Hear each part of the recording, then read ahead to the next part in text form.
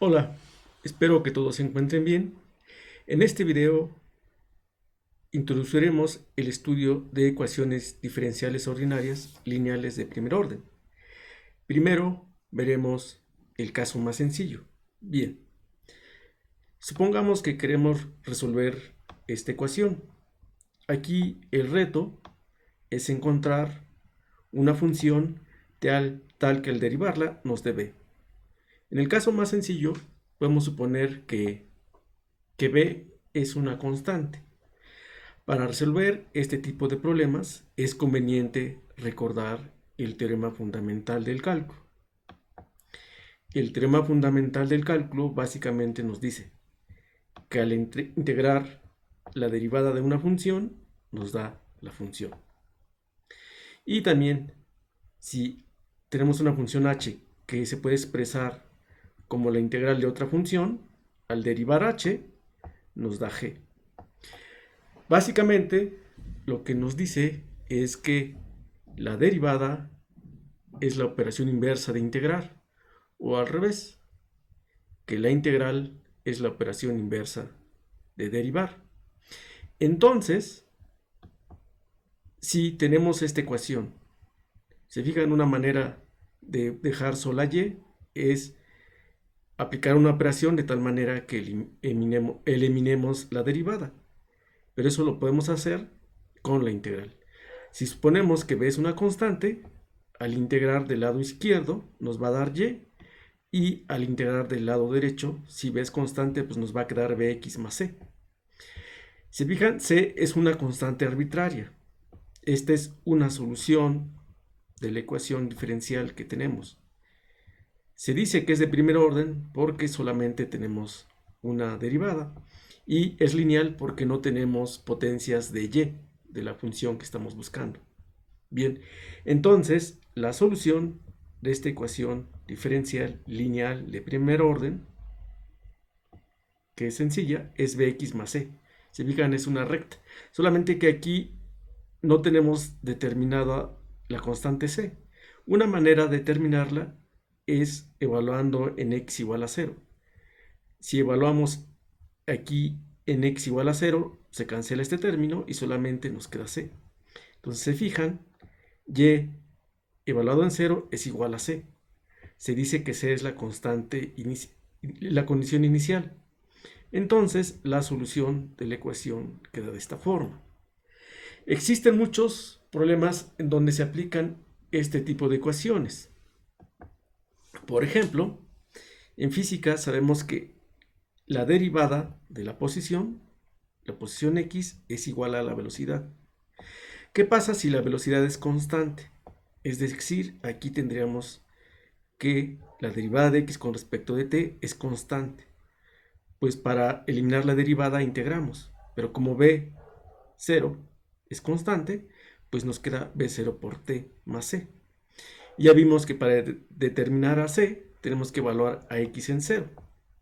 Entonces nos da lo que se dice que es la condición inicial, que es el punto en el cual, cuando supongamos que esta es la trayectoria de una partícula, es el punto en el cual estaba la partícula al tiempo t igual a 0. Y lo que podemos ver aquí es que la posición de la partícula va a ir aumentando conforme aumenta el tiempo.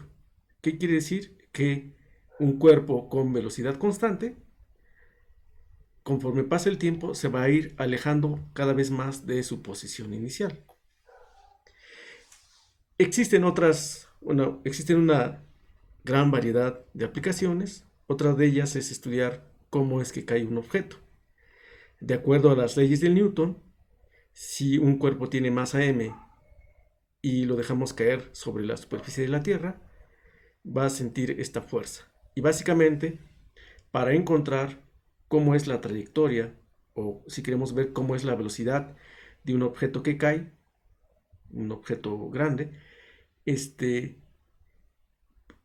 tenemos que resolver esta ecuación. En este caso, podemos cancelar la masa de ambos lados y al final tendremos que resolver esta ecuación.